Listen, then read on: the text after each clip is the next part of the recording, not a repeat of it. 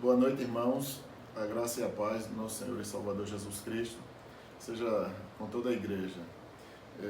Nessa noite, né, a gente vai falar sobre as ameaças, tá?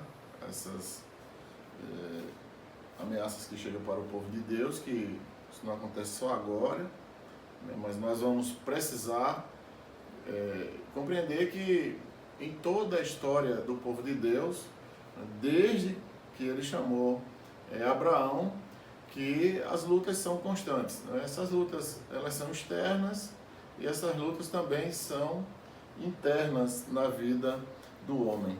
E nessa noite a gente vai, especificamente hoje, tá? Eu vou estar falando sobre vencendo as ameaças, e quando for na próxima quarta-feira, voltaremos com os estudos no livro de Efésios, no capítulo 5, encerrando, e o capítulo 6 do livro de Efésios, para compreendermos esse mistério de Deus com relação à sua igreja, né? Quando ele institui a igreja sobre a terra.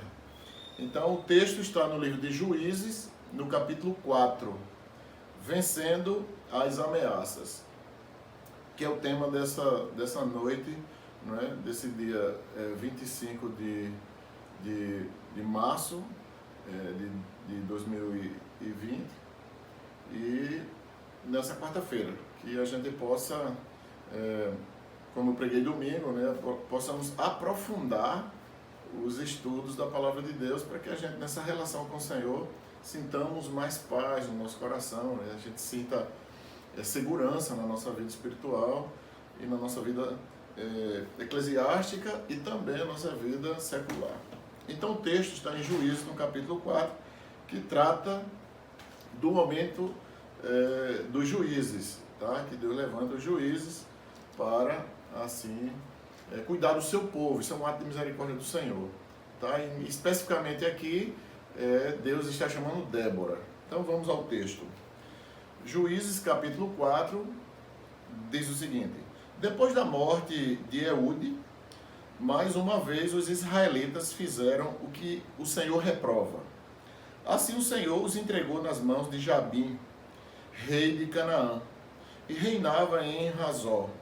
O comandante do seu exército era Sísera, que habitava em Harosete Ragoim. Os israelitas clamaram ao Senhor porque Jabim tinha 900 carros de ferro. Os havia oprimido cruelmente durante 20 anos. Débora, a profetisa, mulher de Lapdote, liderava Israel naquela época. Ela se sentava debaixo da tamareira de Débora, entre Ramá e Betel, nos montes de Efraim, e os israelitas a procuravam para que ela dissesse as suas questões. Débora mandou chamar Baraque, filho de Abinoão, de Quedes, em Naftali, e disse: o Senhor, o Deus de Israel, lhe ordena que reúna 10.000 homens de Naftali e de Zebulon e vá ao monte Tabor. 7. Ele fará que Sísera, o comandante do exército de Jabim, vá atacá-lo, com seus carros de guerra e tropas junto ao rio Quizon, mulher, e os entregará em suas mãos. Baraque disse a ela: se você for comigo, irei, mas se não for, não irei. Versículo 9. Respondeu Débora: está bem, irei com você, mas saiba que, por causa do seu modo de agir, a honra não será sua, porque o Senhor entregará Sísera nas mãos de uma mulher. Então Débora foi a Quedes com Baraque. Versículo 10. Onde ele convocou Zebulon e Naftali. 10.000 homens o seguiram, e Débora também foi com ele.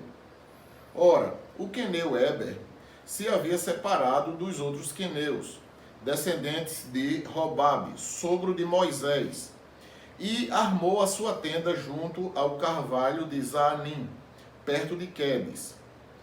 Quando disseram a Sísera que Baraque, filho de Abinoão, tinha subido o monte Tabor, Sísera reuniu seus 900 carros de ferro e todos os seus soldados de Harosete Ragoim ao rio Quizon.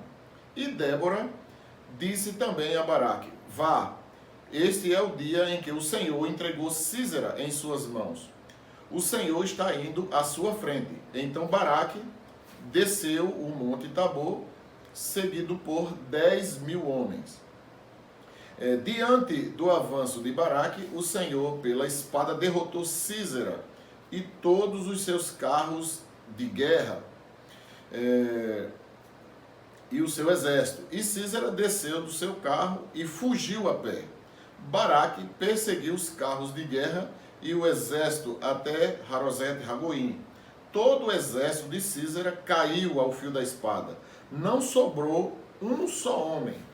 Sísera, porém, fugiu a pé para a tenda de Jael, mulher do queneu Eber, pois havia paz entre Jabim, rei de Razor, e o clã do queneu Eber. Jael saiu ao encontro de Sísera e o convidou: venha, entre na minha tenda, meu senhor. Não tenha medo. Ele entrou e ela o cobriu com um pano. Estou com sede, disse ele. Por favor, dê-me um pouco de água. Ela abriu uma vasilha de leite feita de couro, deu-lhe a beber e tornou a cobri-lo. E Sísera disse à mulher: fique à entrada da tenda. Se alguém passar e perguntar se há alguém aqui, responda que não. Entretanto, Jael, mulher de Eber, apanhou uma estaca da tenda e um martelo e aproximou-se silenciosamente, enquanto ele, exausto, dormia um sono profundo. E cravou-lhe a estaca na têmpora até penetrar o chão, e ele morreu. Baraque passou a procurar Sísera, e Jael saiu ao seu encontro. Venha, disse ela, eu lhe mostrarei o homem que você está procurando. E entrando ele na tenda, viu ali caído Sísera, morto, com uma estaca atravessada nas têmporas. Naquele dia, Deus subjugou Jabim, o rei cananeu, perante os israelitas. E os israelitas atacaram cada vez mais a Jabim, o rei cananeu, até que eles o destruíram. Palavra do Senhor, que Ele nos abençoe. Vamos orar e pedir ao Senhor que Ele nos ilumine nesse estudo. Senhor, muito obrigado, Deus, por essa quarta-feira maravilhosa, esse dia muito especial que o Senhor preparou para todos nós. Obrigado, Deus, por todas as coisas que têm acontecido na nossa vida e diante dos nossos olhos. Abençoa, Deus, nesse momento, o teu povo, a tua igreja. Ó Santo Espírito de Deus, traz cativo, Senhor, a mente dos teus filhos, para que, iluminado pelo Senhor, nós possamos aprender um pouco mais da porção da tua santa palavra. Muito obrigado, Deus, por tudo, e ao término desse estudo, Senhor, nós possamos estar em paz com o Senhor e com a nossa casa. Muito obrigado, Deus, por tudo. Nós suplicamos o perdão dos nossos pecados, pois oramos em nome de Jesus. Amém. Então, irmãos, esse livro que nós estamos lendo especificamente sobre Débora, e vem tratar desse tema dessa noite, do estudo sobre vencendo as ameaças, né? Porque o povo de Deus sempre é caracterizado por esse sofrimento. Às vezes nós estamos bem, mas sempre passamos por lutas, né? Seja de um lado e outro, a gente sempre está passando por dificuldades. Claro que em tudo isso o Senhor nos faz mais que vencedores, né? Por quê? Porque Ele venceu a morte em nosso lugar. E pela sua bondade e sua misericórdia nós alcançamos a vida eterna que está no seu Filho Jesus Cristo. Então, irmãos, o livro dos Juízes, ele está numa parte da história, né, aproximadamente no 3º século antes de Cristo. Isso aí, mais ou menos um tempo aproximadamente, conhecido como o período do ferro, né, o metal em que os homens descobrem agora naquela metalúrgica, né, dos tempos antigos, e aí eles descobrem o ferro, que esse metal ele é mais duro do que o cobre, né? E aí essa nova ferramenta agora que vai servir de instrumento de guerra para matar outros homens que os ameaçavam naquela época. Então, esse período está mais ou menos datado, o livro do Êxodo especificamente, né, datado até a conquista mais ou menos da terra, né, desde a saída do povo de Deus do Egito, né, conhecido como Êxodo, até essa conquista da terra prometida, onde agora o povo de Deus está instalado, né, dada essa missão a Josué especificamente, mas Caleb ao seu lado o ajudando para que ele pudesse, na sua missão, levar o povo até a terra prometida, a terra de Canaã. E aí, segundo os estudiosos, né, eles defendem que essa data, chamada data tardia, né, ou considerada uma data mais tardia possível, próximo aí do século 13 antes de Cristo, né? Então, por mais que se tentem conseguir uma data específica, né, mas até hoje praticamente fica difícil você definir a data exata da saída do Êxodo e também do momento certo, né, a data correta da conquista dessa terra. E aqui, esse período, né, coberto, esse período do juízo praticamente coberto entre o ano 1250 e o ano 1050 a.C., que aí vai trabalhar, né, aquilo que se chama de sistema das três idades, né, o sistema de três idades, que vai trabalhar o período da pedra, tá bom? O período da pedra, o período do bronze e o período do ferro, tá bom? Então a gente não vai tratar de data aqui porque chega a ser 2,5 milhões de anos para trás, então a gente não vai trabalhar as questões de datas aqui, mas a gente compreende que os seres humanos, eles criaram a ferramenta, né, da pedra, através da pedra, né, claro, pela pedra, para poder trabalharem, né, poderem sobreviverem a muitas coisas, construir suas cavernas, enfim, construir a sua vida naquela época. E depois, aí a idade do bronze, cerca de 3.300 anos antes de Cristo, a 1.200, e agora a idade do ferro, que é o período em que ocorreu a metalúrgica do ferro, né? Que é um metal, como eu já falei, um metal superior ao bronze, porque o bronze era um pouco mole, né? E o ferro não, o ferro é mais duro, né? Mais resistente. E aí nessa manufatura do ferro, né? Agora o homem começa a criar suas ferramentas de guerra. Então, para que isso? Para que a gente possa compreender esse tempo, mais ou menos, que aconteceu o período dos juízes sobre a terra, tá? Então aqui, irmãos, nessa segunda parte aqui, desse período na Palestina, existia algumas civilizações que já estavam instaladas e os irmãos conhecem e sabem que a ordem de Deus foi para que não se misturasse com as práticas daquele povo em nada, né? Em nada pudessem se misturarem. Pelo contrário, eles deviam fazer a diferença, não é? Destruir aqueles altares dos deuses pagãos e mostrar o amor do verdadeiro Deus por eles. Essa era a missão de Israel, tá? Quando eles atravessam o Jordão, chegam na cidade com Caleb, não é? Na terra prometida, aliás, e aí ele distribui, não é, as terras todinhas, Josué e Caleb é o último a receber a porção da sua terra naquela época. Então, esses povos que estavam lá, já na Palestina, havia muitas nações ali, né, civilizações, aliás, e aí estavam os edomitas, os moabitas, os amorreus, os amonitas. Então, essa galera aí, todos eles, esses povos, tornam-se inimigos de Deus, praticamente. E depois vai surgir, né, os povos chamados vindos do mar, que são, posteriormente, os fenícios, né? Que aí iam controlar, tá certo, toda aquela região ali.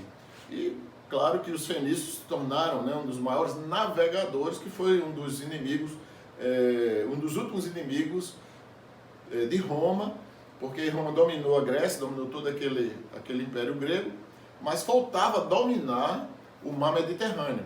E aí os fenícios que tinham a grande habilidade na navegação, e foi um dos momentos mais difíceis de Roma para dominar os fenícios, dado a capacidade de navegação deles com seus navios.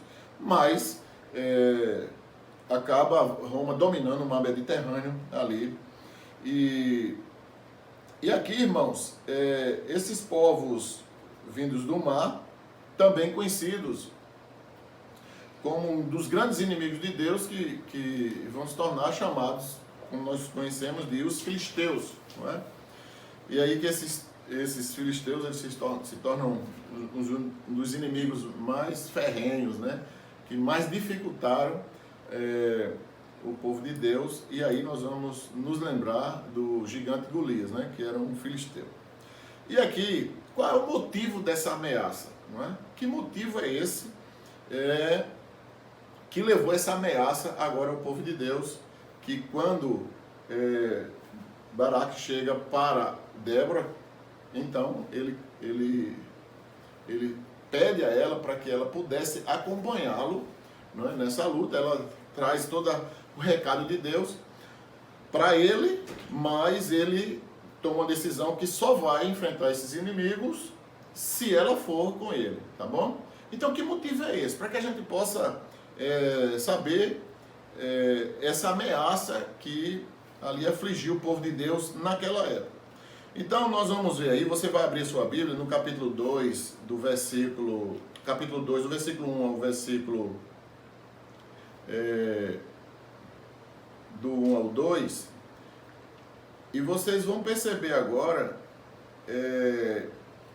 que ameaça é essa e qual o motivo que Deus vai permitir que essa ameaça aconteça sobre o povo de Deus. Então perceba o texto. O texto diz assim, Juízes 2, do 1 ao 2. O anjo do Senhor subiu de Gilgal a Boquim e disse, tirei vocês do Egito e os trouxe para a terra que prometi com juramento que daria a seus antepassados. Eu disse, jamais quebrarei a minha aliança com vocês. Olha que coisa bela, diz o texto. Essa é a fidelidade do Senhor com o seu povo. Versículo 2. E vocês, olha, preste atenção. E vocês não farão acordo com o povo dessa terra.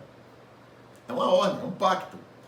Mas demolirão os altares deles. Pronto, aí está a missão do povo de Deus ali naquela terra. Continuando diz, então o anjo pergunta ao povo, por que vocês não me obedeceram? Não é? Então a gente já começa a perceber aqui, não é, a razão, o motivo dessa ameaça que o povo de Deus estava sofrendo naquele exato momento. Então, qual é a ordem de Deus? Vocês não farão acordo.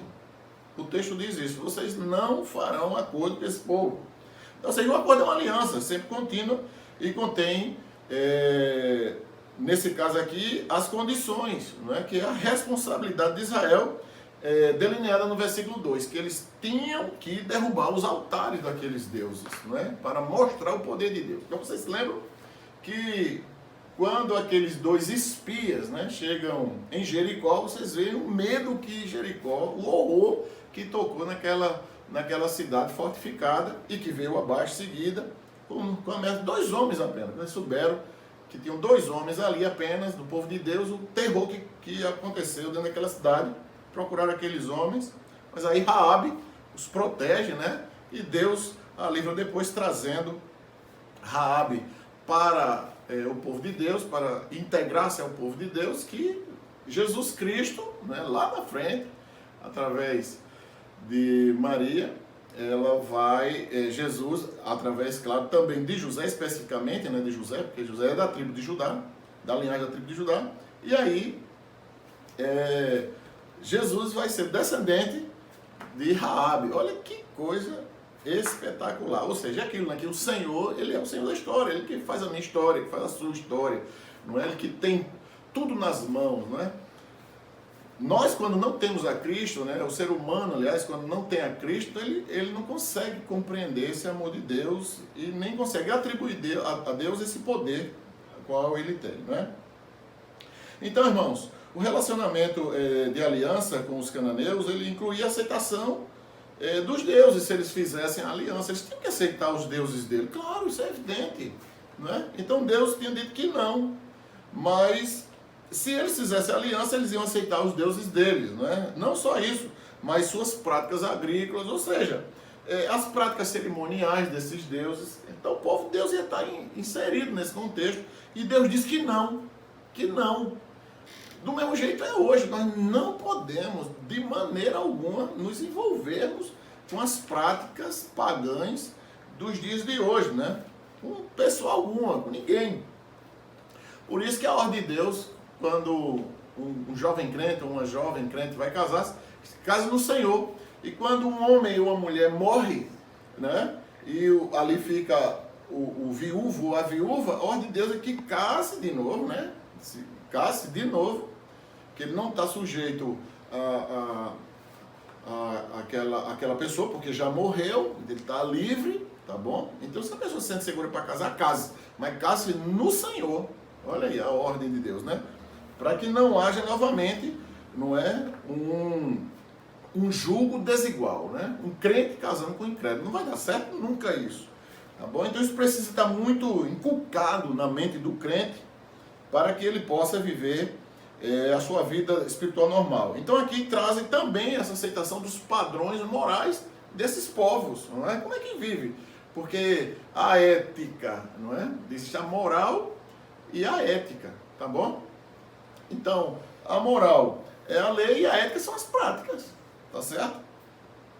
Então tudo isso era incompatível com o compromisso, que o compromisso de Deus era para que eles derrubassem esses altares, né? Tá bom? Então, se eles fizessem a aliança, eles iam estar agindo de maneira incompatível com o compromisso que Deus e a ordem que Deus deu ao seu povo, tá? Então, olha o que é que Deus pergunta: por que vocês não me obedeceram? Então, mais uma vez, a gente vai perceber aqui a relação de Deus, não é? Quando Deus usa o anjo. Perceba, outra coisa bela, viu, irmão? Quando Deus usa o anjo aqui, nesse texto, para vir falar com o seu povo acerca disso, de mostrar do que ele já tinha feito no Egito e tudo isso, não é porque o anjo está presente aí. Sabe por que o anjo está presente aí? Para dar legitimidade ao altar. Porque se esse altar aqui, ou seja, o altar do crente, não tiver legitimidade, ou seja, a presença de Deus, é perdido, é outra coisa, mas Deus não está ali, não tem legitimidade, não tem segurança nesse altar, quando esse altar não tem a legitimidade. Por isso que mesmo o povo em desobediência, mas Deus está ali presente, mostrando e trazendo legitimidade a esse altar. Então isso é uma coisa muito boa. E no Novo Testamento, na linguagem de hoje, quando na NVI diz: por que vocês não me obedeceram? Na linguagem de hoje vem dizer: veja o que vocês fizeram, né? Olha o desmantelo que vocês criaram. Então, irmão, desobediência é muito complicado o crente viver nessa relação de desobediência a Deus. Daí a necessidade de nós estarmos aprofundando o nosso relacionamento com Deus. Isso só acontece através das Escrituras e da oração do crente. Aí no versículo 3, ele diz: portanto agora, observe na sua Bíblia aí, capítulo 2, versículo 3, portanto agora lhe digo que não os expulsarei da presença de vocês, eles serão seus adversários e os deuses deles serão uma armadilha para vocês. Então, agora, preste atenção, é importante que a gente compreenda isso aqui. Olha o que é que Deus está dizendo aqui, não é? Está dizendo que Deus não vai expulsar aquele inimigo, não é? É por isso que às vezes a gente não pode espiritualizar tudo, nem achar que nós podemos atuar ou atingir, não é, a soberania de Deus. Isso aqui não. Nós precisamos entender isso, porque Deus está dizendo aqui que Ele não vai expulsar da presença dEle os inimigos. Ele não vai tirar esses inimigos. Essa ameaça Deus não vai tirar, não é? Dizendo ao povo de Deus naquela época. E iria usar os adversários, olha bem, ele vai dizer: vou usar os adversários, os deuses deles, né? e eles serão uma armadilha para vocês. Então, a única maneira da gente livrar-se, não é, dessas armadilhas do inimigo é submetendo a Deus, não é, se arrependendo dos pecados. E aí nós vamos ver mais na frente no estudo que isso é verdade aqui na palavra. Então, preste atenção na leitura do texto aí. No versículo 10 agora, do capítulo 2, observe uma coisa, irmãos, aqui. Observe aqui, ó. Presta atenção, capítulo 2, versículo 10, diz assim: depois que toda aquela geração foi reunida, ou seja, morreram, né? Se juntaram, se reuniram aos seus antepassados, quer dizer, morreram, né? Partiram para a eternidade. Surgiu uma nova geração que não conhecia o Senhor e o que ele havia feito por Israel. Olha, preste atenção aí, irmãos. É uma geração que essa geração morreu e surgiu outra geração. Ou seja, quem é essa outra geração? São os filhos. São os filhos do povo de Deus, são os filhos dos crentes, não é? Que nós percebemos aqui o erro, porque esse povo não conhecia o Senhor, não é? Então, como é que você é crente, não é? E o seu filho não conhece a Deus? E aí, tem alguma coisa errada dentro do seu lar. Tem alguma coisa errada dentro do seu lar, não é? Então, esse momento agora de nós estarmos dentro da nossa casa vai nos trazer a reflexão dessa importância de estar no nosso lar, porque as pessoas não estão preocupadas em estar dentro da casa, não é? As pessoas estão mais agonizando, não é? E se estressando porque estão dentro de casa. Porque é na casa que nós vamos aprender a estar na casa do Senhor, na nossa casa, na comunhão, no amor, na responsabilidade, não é? Principalmente se os nossos filhos são pequenos, tá bom? Então nós percebemos aqui que o erro aqui, ele é onde a gente vai aprofundando mais aqui, a gente percebe que o erro não foi apenas da desobediência, mas a desobediência ela tem um motivo, não é? Ela tem um starter. O que foi que disparou aquele erro? O que foi? Olha aqui um dos problemas, que os pais não se interessaram, porque é uma geração que cresceu sem conhecer o Senhor, não é? Então está bem parecido com a sociedade cristã, não é? O povo de Deus nos dias de hoje, com relação ao conhecimento de Deus. Por isso que o filho de um judeu hoje, não é, que tem um Bat-Sivá, o Bar Mitzvah e o Bat Mitzvah, que é o menino com 13 anos, ele tem que responder muitas coisas sobre o Antigo Testamento, o Pentateuco, aliás, e a menina também, com 12 anos ela se torna, e o menino vai fazer parte de um grupo de 10 judeus, não é? Como adultos, e ele vai ter participação direta nas decisões, olha, desse grupo de 10 judeus. Então, observe, mas ele precisa passar por um concílio, não é? Que é o Bar Mitzvah para o menino e o Bat Mitzvah para a menina. E ela tem que responder perguntas ao sacerdote acerca dos 5 primeiros livros da lei. E guardar no seu braço, na sua testa aqui, como um filactério, né? Uma caixinha que vai botar alguns textos sagrados, inclusive os 10 mandamentos vão estar dentro dessa caixinha chamada filactério. Então, irmãos, vamos ver aqui no versículo 13, o erro, não é? Esse erro aqui desse povo. Versículo 13.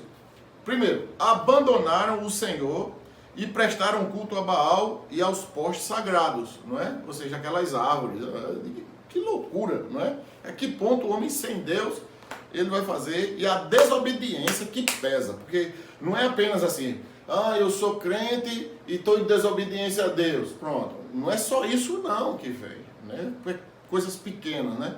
Mas muitas coisas vão acontecer, né, nos processos mentais desse crente, não é? Vai acontecer muita coisa e aí é atribuído, claro, às orientações espirituais que ele vai perder, ele fica cego. Olha o versículo 14 aqui, o que é que vem tratar, não é? A ira do Senhor acendeu contra Israel. Olha, irmão, a Bíblia diz claramente em Hebreus que é horrenda coisa cair na mão do Deus vivo, né? E o povo aqui brincando com o Senhor. E agora a gente começa a entender porque o povo estava sobre aquela ameaça. Então tinha uma negligência no meio do povo de Deus. Isso é grave, tá bom? O versículo 15, nós vamos perceber agora a misericórdia de Deus, que diz: sempre que os israelitas, presta atenção, saíam para a batalha, a mão do Senhor era contra eles para derrotá-los, conforme lhe havia advertido e jurado. Grande angústia os dominava. É aquilo, é o crente, ele vai para a luta, não é? E perde. Perde, toda vez ele perde, porque não adianta fazer as coisas sem o Senhor na frente. Não adianta a gente fazer as coisas se Deus não estiver conosco.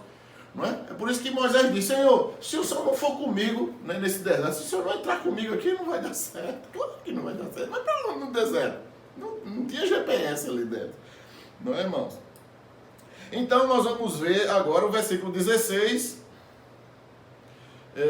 O versículo 16 que diz assim: Então o Senhor levantou juízes que os libertaram das mãos daqueles que o atacavam. Então nós começamos a perceber aqui a misericórdia de Deus na vida do seu povo. E aqui versículo 17 diz: Mesmo assim eles não quiseram ouvir os juízes, né? Olha aqui a desobediência a que ponto chega, né? A cegueira que chega a ponto de querer enfrentar Deus, né? Ninguém vai conseguir. Mas a gente percebe aqui o amor de Deus. Aqui, antes se prostituíram com outros deuses e os adoraram, ao contrário dos seus antepassados, né? Logo se desviaram do caminho pelo qual os seus antepassados tinham andado, o caminho da obediência. Da obediência. Então, é aquilo que Deuteronômio vem dizer, né? São 14 versículos, tem 64 ao todo, mas 14 versículos. Se você obedecer 14 versículos, meu irmão, é tanta da bênção que vem sobre a sua vida. Mas se você olhar, a desobediência tem 54 punições violentas na vida do crente. Por isso que o crente fica perturbado, né? Perturbado mesmo quando ele se afasta dos caminhos do Senhor ou anda disfarçadamente de crente, né? Então, é isso que nós vamos percebendo nesse estudo aqui. Capítulo 3, versículo 4. Capítulo 3, versículo 4 do livro dos Juízes. Deus propôs o seu povo a uma prova. Claro, Deus agora vai provar, Ele quer saber como é que é a nossa vida agora, o nosso comportamento. Não é para que a gente possa voltar a ter comunhão com Ele. Ele quer saber quem nós somos. E nem pense que isso aconteceu lá no passado, hein? Isso acontece hoje. Deus lhe prova do mesmo jeito e Deus só lhe prova no fogo. Não é? Deus não vai lhe provar passando a mão na sua cabeça de jeito nenhum. Então o capítulo 3 aqui, versículo 4, vem dizer: Essas nações foram deixadas para que por elas os israelitas fossem postos à prova. Não é? Então essa ameaça toda, esse sofrimento todo, não é? Ia provar o povo de Deus. Mas para quê? Para quê? Para que o povo de Deus pudesse voltar ao primeiro amor, voltar às práticas da obediência, né? De obedecer a Deus. Obedecer a Deus. Então Deus não iria tirar essa ameaça. Olha bem, irmãos, preste atenção. Para depois a gente não estar alienado nos dias de hoje, sabe? O que está acontecendo hoje, essa ameaça toda que está acontecendo, que isso nos preocupa, claro que preocupa, não é? Mas só vai tirar se a gente orar. Só vai tirar, o segredo é esse. Só vai tirar essa ameaça se o povo de Deus, não é o mundo, não, é o povo de Deus, que se chama pelo nome do Senhor, não é? Se arrepender e orar a Deus e pedir ao Senhor que tenha misericórdia. Pronto, essa é a solução. Se a gente seguir por aí, vai dar tudo certo, né? E o Deus Todo-Poderoso, que tem o poder no céu e na terra, Ele vai nos livrar desses inimigos dos dias de hoje. Não é só o coronavírus, né? Mas outros inimigos também que nós temos. Então, queridos, vamos aqui para o versículo 5. Os israelitas viviam entre os cananeus, os hititas, os amorreus, os fariseus, os heveus e os jebuseus. Ou seja, aquilo que Deus disse que ele não se misturasse, o povo agora estava lá dentro, misturando. Ou seja, Deus, veja o que vocês fizeram. Olha aí o desmantelo, né, que vocês fizeram. Meu Deus do céu, né? Então, é isso que Deus quer dizer. Veja o versículo 6 agora, que eles se misturam, né, com o sangue. Deram suas filhas, né, casaram suas filhas com o povo do mundo, e o povo do mundo se casaram com suas filhas. Então é isso. Às vezes as meninas hoje, os meninos hoje, chamados crentes, não é? Ficam querendo ver os amorreus, os jebuseus, esses caras do outro lado, essas meninas do outro lado, que andam da maneira que andam, não é? E aí começam a cobiçar e desejar, e faz aliança de sangue. Deus não quer. Deus não quer. A ordem não, meu irmão. Né? É orar e pedir a Deus que Deus vai te dar um esposo, dar uma esposa, em nome de Jesus, e crente, consagrada ao Senhor e consagrada a Deus. É que o versículo 7 diz: os israelitas fizeram o que o Senhor reprova, tá certo? Pois esqueceram-se do Senhor, seu Deus, e prestaram culto aos balaíns, aos postes sagrados. Olha mesmo, que situação grave espiritual. Não é? É tanto que eles passaram 8 anos sofrendo. O versículo 8 vem dizer que eles vão passar 8 anos subjugados, não é? A Cuxã-Risataim, que agora é rei da Mesopotâmia, né? Que aquilo vai desembocar lá na frente do Nabucodonosor, não é? Porque é tudo fruto da desobediência. Tudo fruto da desobediência. Então eles passaram 8 anos, presta atenção, 8 anos em pleno sofrimento absoluto. E aí o versículo 9, né, vem dizer a solução. A solução. Qual é a solução? Versículo 9, capítulo 3, versículo 9. Anota esse versículo para depois de você dizer que você foi enganado, que a sua mente esqueceu. Você não se esquece, tá bom? Você só prova para mim que você se esquece se você trabalhar e passar 10 anos trabalhando e nunca foi buscar seu salário. Então, eu acredito que realmente você tem problema de memória. Mas olha o que é que o texto diz. Mas quando clamaram ao Senhor, ele, aleluia, louvado seja o nome do Senhor, ele se levantou, né? Ele levantou do seu trono, né? Ele levanta agora um libertador, que é Otoniel. Que tudo isso tem a ver com Cristo, né? É o grande libertador que começa com Moisés libertando o povo lá atrás, e aí vai reverberar lá na cruz do Calvário. Mas tudo são protótipos de Cristo, o Senhor. Então qual é a solução aqui, meu irmão? É orar. É se arrepender, voltar-se para Deus enquanto é dia. Então Deus enviou aqui o quê? Um consolador. O versículo 10 diz, olha, o Espírito do Senhor veio sobre ele. Está vendo a presença aí, né, do Espírito de Deus presente no Antigo Testamento? Claro, o Espírito de Deus, o Consolador, aquele que conforta no momento das aflições. Ou seja, Deus, ele é perfeito em tudo que faz, ele é imutável. Né? Deus não muda, a gente que muda. A gente que muda por quê? Por causa dos pecados da desobediência. Porque não é só o pecado, mas a gente muda o nosso comportamento também por causa da nossa desobediência. Tá bom? Versículo 11, 40 anos de paz. Olha, não, 8 anos de sofrimento, aí se arrependeu, passou 40 anos de paz. Aqui no versículo 11, vem dizer que são 40 anos de paz que Deus trouxe para o povo a partir do momento que eles se arrependeram. E versículo 12 vem dizer aqui que o povo voltou a fazer tudo novamente, a desobedecer de novo, e agora vão passar não 8 anos, mas vão passar 18 anos de novo em sofrimento. Irmão, o povo gosta de sofrer, viu? O povo gosta de... Olha, o desobediente, olha, o desobediente, em nome de Jesus, se arrependa onde você estiver nesse momento, não é? Eu estou rindo aqui porque é verdade mesmo.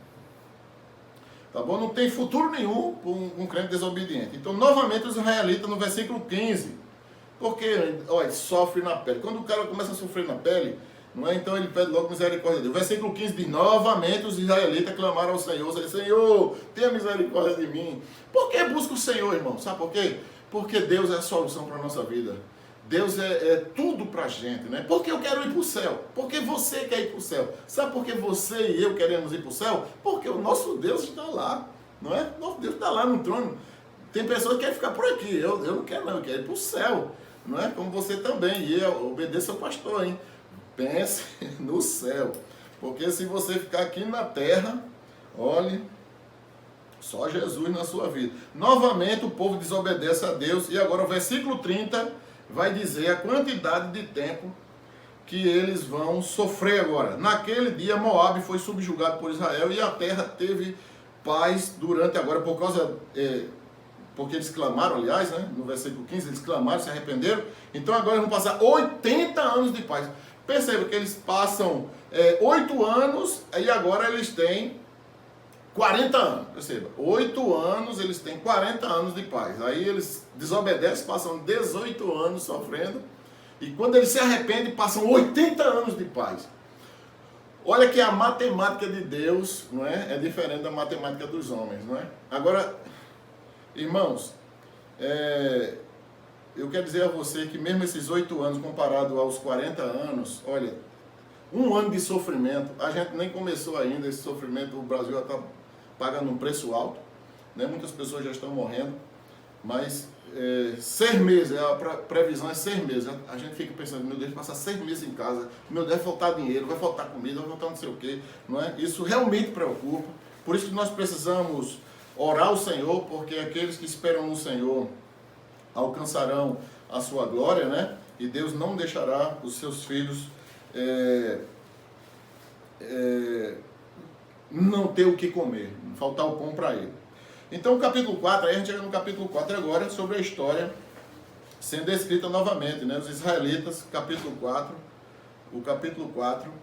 o verso 1, vai mostrar novamente os israelitas fizeram o que o Senhor reprova, né? Novamente aqui, ó, o Senhor, eles estavam fazendo as mesmas coisas de novo, tá bom? E Deus aqui reprova tudo novamente aqui. Então versículo 2 e 3 vem dizer, assim o Senhor os entregou nas mãos de Jabim, né? Agora estão na mão de Jabim, e esse Jabim agora, o homem tem, como é o período do ferro, né? Observe então, repara como o negócio estava andando. Eles tinham 900 carros de combate, ou seja, carro de ferro, né? E Císera é esse personagem que vai assumir. Jabim vai ficar em segundo plano, né? Fica lá no trono dele, lá sentado lá. Mas Císera é quem assume aí, passa a ser o personagem agora nas mãos de Lúcifer, né? Para atacar o povo de Deus, para tentar destruir o povo de Deus aqui. Então a gente percebe aqui que Deus é o Senhor da história. E esses 900 carros aqui de ferro é uma ameaça para o povo de Deus. Claro que era, não é? E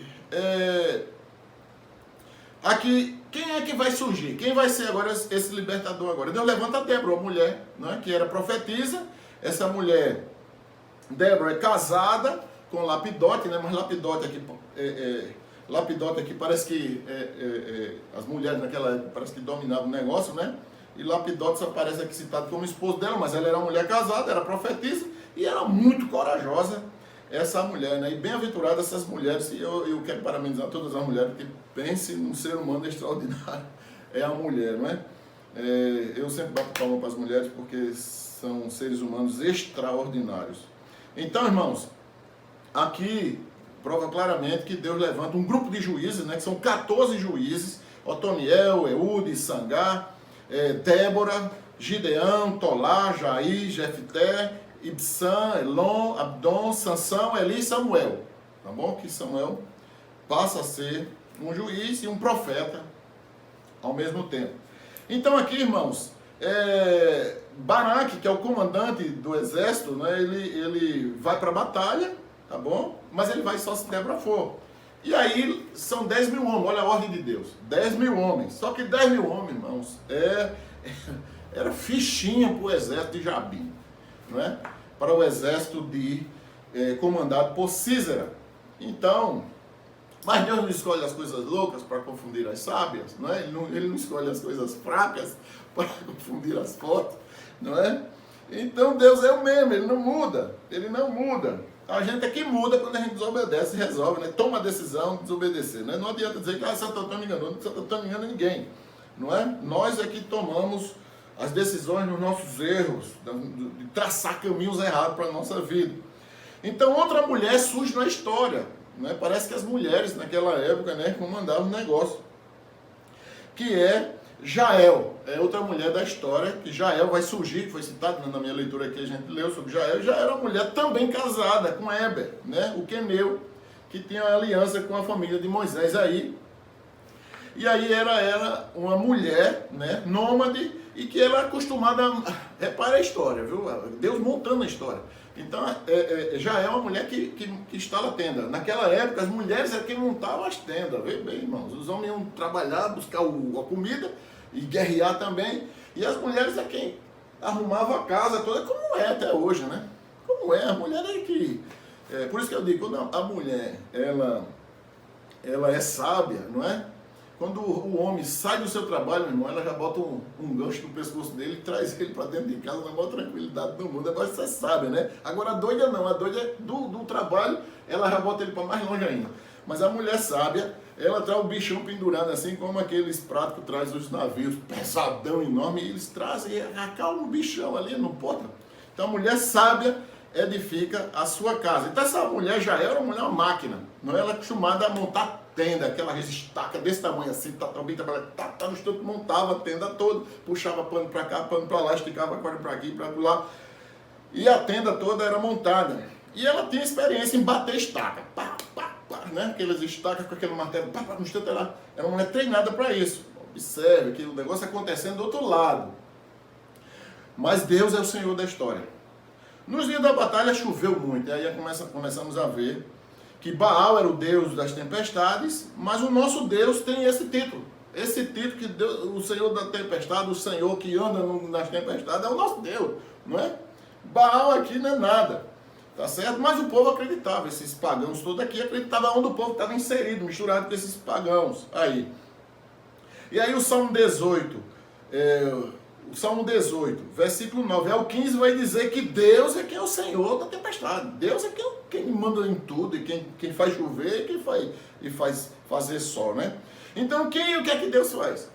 Não é? Olha, era período de verão, quando Císara empurra aqueles carros de combate, aqueles 900 carros de ferro que ia detonar e detonava qualquer exército daquela época. E o povo estava com 10 mil homens apenas. Ia fazer o quê? Nada. E ele puxa mais ao lado do rio, né? Instala tudo, porque lá ele podia fazer as manobras com os carros, se posicionar e detonar o povo de Deus. E aí, irmãos, esse ribeiro de Quizon, no verão, começa a chover e aqueles carros se atolam todos, ou seja, Deus enche de lama aqueles carros, muita água mesmo, desceu, não é? Parecia o dilúvio, e ali arrastou aqueles carros com lama, com soldado, com tudo, de mundo abaixo, derrubando tudo. Você vai ver isso no capítulo 5, você lê em casa aí nos seus estudos, estou passando aqui para você ler em casa, você vai ver que a enchente arrastou aqueles 900 carros, não é? E Císara botou a mão na cabeça, ele olhou assim, disse, cadê meus carrinhos de ferro? Subiu tudo, sabe por quê? Porque Deus é quem destrói toda e qualquer ameaça, meu irmão, não é? Ou a gente confia em Deus, não é? Ou a gente não confia em Deus. E confiar em Deus, a única forma é fé. É fé, não adianta você usar a razão. Usa a razão só para interpretar e orar. Mas o resto da sua vez tem que usar fé, meu irmão. Isso não é loucura, não. Isso é confiança. E aqui, Císara, quando não tinha mais solução para ele, ele corre e vai buscar, foge. Ele foge. Porque cadê a força dele agora? Cadê a força dele? Né? Tá igual a Senaqueribe. Do mesmo jeito, eu tô um ganchinho no nariz dele, arrastou ele, tá bom? Enquanto o povo só orava. E ali Deus faz o milagre, não é? E o livramento acontecer, porque o nosso Deus é o Deus do livramento, irmãos. É o Deus do livramento. Tá bom? Não deixe o medo dominar a sua casa, não. Pelo contrário, ore que Deus é o Deus do poder e que vai nos livrar de todo mal. Então,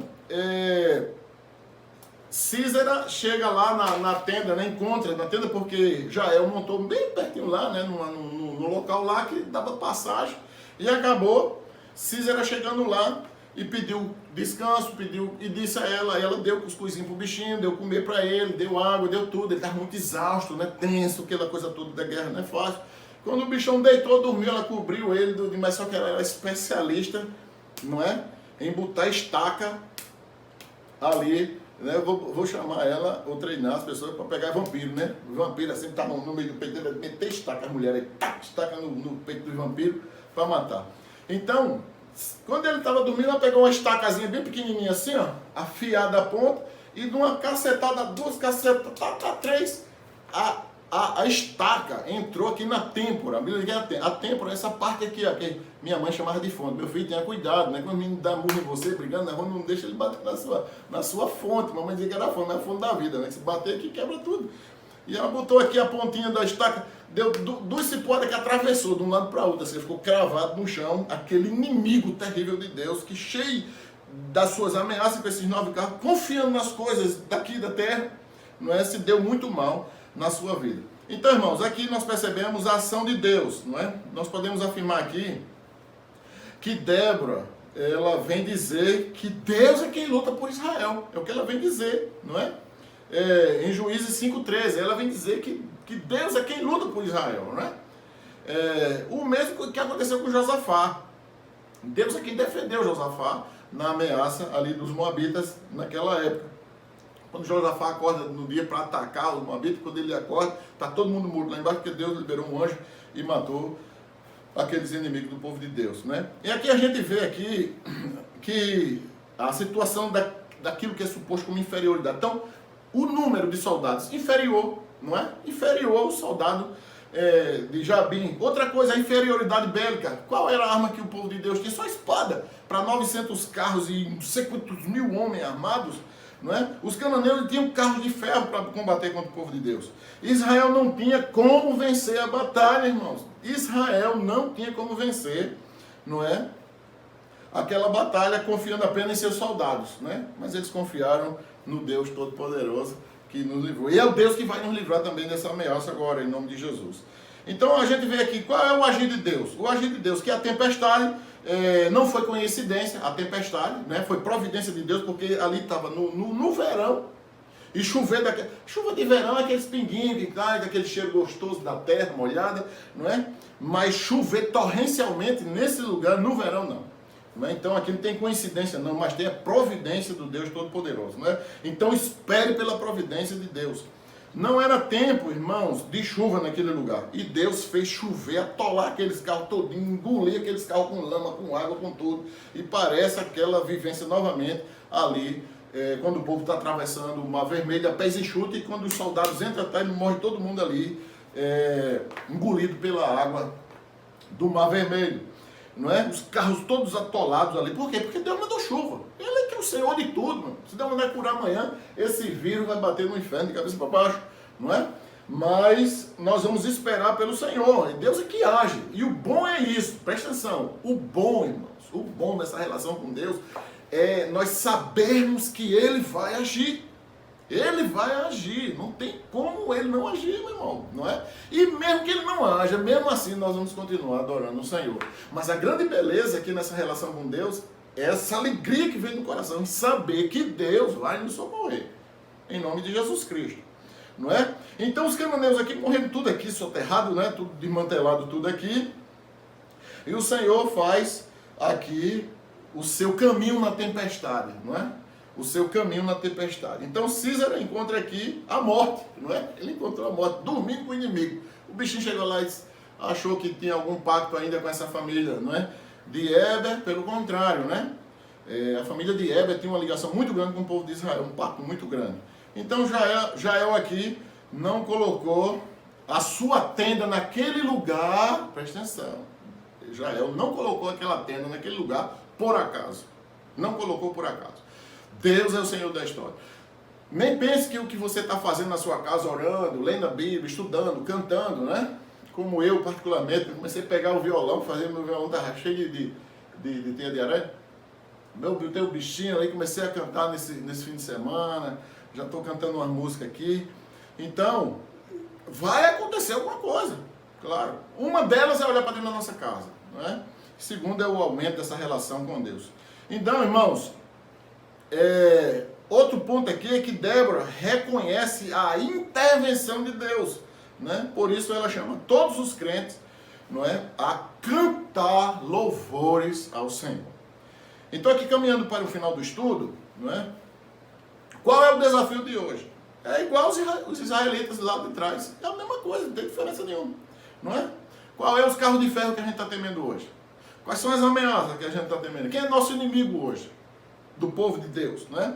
Então, irmãos, para Deus, Lucas diz isso claramente. Quando Lucas conhece a história do nascimento de Jesus, tudo ali, tudo que aconteceu, né? As informações que ele pega da igreja de Antioquia, da igreja de Jerusalém, da igreja que estava ali dentro, na casa de Filipe, em Cesareia, quando ele pega essas informações todas, e mais os contatos com Maria, com a família toda, não é? Então ele diz o quê? Que para Deus não há impossível. E tchau. Não tem o que discutir. Não tem o que discutir. Você não precisa estar discutindo isso não é? Isso é prego batido, ponta virada. Não tem que discutir. A palavra de Deus não é para discutir. A palavra de Deus é para ser cumprida. Não é esse que anda questionando, esse não é crente. Anda questionando, duvidando da palavra de Deus, não é? Ele está sendo orientado por Bel. Sabe quem é Bel? Belzebu é o nome dele. não é? Então fuja dessas pessoas que começam a duvidar da palavra. A palavra de Deus é para duvidar, a palavra de Deus é para praticar, mano. E pronto, acabou. Não tem isso que, não sei o que, não sei o que, não tem nada disso. É o que a Bíblia está dizendo. Se Deus é Deus do impossível, esse Deus do impossível que nos chamou é o Deus que vai fazer sempre na nossa vida o impossível, não é? Louvado seja o nome dele eternamente. Então Deus peleja pelos seus filhos, não é? O que é que Débora vai reconhecer? Que é Deus que peleja por nós, irmão. Então o que é que nós devemos fazer? Orar e adorar o Senhor. O Senhor sempre, irmão, sempre, Ele faz chover e encher de lama o caminho dos nossos inimigos. Nem se preocupe com isso, não é? Ele vem por caminhos que... O inimigo, aliás, ele vem por um caminho e Deus vai fazer esse inimigo sair por 7 caminhos, não é? Bendita sobre as mulheres seja Débora e Jael, essas 2 mulheres extraordinárias que todas as mulheres de Deus devem... não só aprender sobre essas 2 mulheres, como ensinar suas filhas a serem como Débora e Jael, tá bom?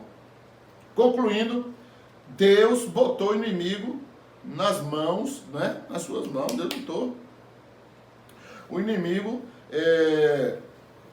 nas mãos de uma pessoa que, sabe, que era uma mulher, tá bom? Ela era profetisa. Mas aí assumir como juiz e liderar o exército daquela maneira, irmãos, não é? Só Deus é quem faz isso. Só Deus é quem faz isso, né? Então mostra aí, mais uma vez, a honra que Deus dá à mulher, né? Tá bom? A honra que Deus dá à mulher. Então Deus não coloca essa vitória na mão de nenhuma heroína, mas torna Débora uma heroína. Débora é uma das mulheres mais faladas em todos os séculos dos séculos. Enquanto terra viver... Aqui, né, a gente viver na terra, essa mulher é uma heroína, tanto ela como Jael, não é? Deus usando as 2 em lugares diferentes, mas com o mesmo propósito. É como Deus está falando. Então, irmãos, confiemos em Deus. Ele é quem pode usar qualquer forma. Louvado seja Deus por isso. Ele é o único que pode usar qualquer forma para ajudar o seu povo. Que Deus abençoe a toda a igreja, não é? Em nome de Jesus Cristo. Então nós vamos orar agora e impetrar a bênção apostólica, tá bom? E domingo nós nos encontramos novamente no nome de Jesus. Feche seus olhos e adore o Senhor. Pai Santo, muito obrigado, Deus, por esse momento. Deus, como é bom estudar a Tua palavra, Senhor. É um alimento, e é mesmo, quando o Senhor manda João comer o livro, porque é bom mesmo, é gostoso comer, Senhor. E João comeu, não é? E nós também estamos comendo esse livro aqui, que quando nós nos alimentamos dele, ó Deus, é gerado cada dia mais vida, mais amor, mais graça, vontade de viver, coragem, fé, esperança do Senhor, um Deus que tudo pode. Ó Deus do céu e da terra, abençoa a Tua igreja, Senhor, porque o Senhor sempre faz um povo, Deus, cercar seu inimigo. Como foi ali, ó Deus, o Teu povo circulando Jericó, sem nenhuma arma na mão, sem nada, só cantando e tocando louvores, os levitas na frente, Senhor, cantando, ó Deus, os sacerdotes atrás, clamando o Teu nome, o Teu povo orando e clamando que só o Senhor é Deus. E ali, Deus, no tempo certo, Deus, apenas com um grito do povo, aquelas muralhas, ó Deus, caíram, os inimigos ficaram a ver navios, do mesmo jeito de Cícera aqui, Senhor, confiado, Deus, nesses carros. Não adiantou nada, Senhor, porque o Senhor mandou a chuva, e a chuva cai de pingo em pingo, mas quando ela se une aqui embaixo, Deus, ela faz um desmantelo, como foi ali na vida de Cícera, que levou ele à morte, e de todos os seus cavaleiros, que também ali foram sucumbidos, Deus, naquela água e naquela lama, pelo Teu poder, Senhor. Muito obrigado. E o Senhor, nós servimos um Deus, o mesmo Deus, Senhor, de Débora, de Baraque, de Jael, de Heber, é o nosso Deus, é o Senhor da nossa vida. Que o amor de Deus, nosso Pai, a graça redentora do nosso Senhor e Salvador Jesus Cristo, a comunhão e as doces consolações do Teu Santo Espírito, ó Deus, esteja sobre a Tua igreja, ó Deus, não só aqui em Tibiri, mas em toda a face da terra, hoje para todos sempre. Amém. Deus abençoe a todos. A paz.